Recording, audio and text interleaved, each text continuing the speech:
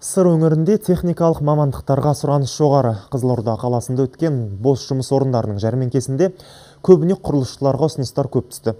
Аймақта соңғы жылдары тұрғын үй құрылысының қарқын алуынан болар компаниялар қышқалап бетон құюға икемі барларды жұмысқа қабылдау қазір.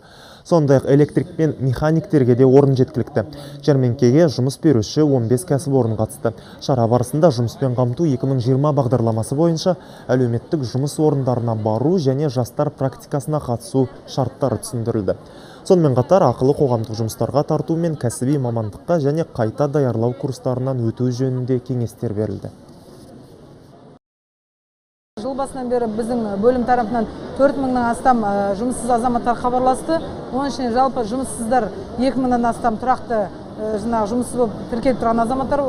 Бүгінгі таңда 300-ге жуық азаматтар осы 2 айдың ішінде тұрақты жұмысқа орналасты. Осы 2015 жылы медициналық колледжді бітірдім, мамандығым Аяжан.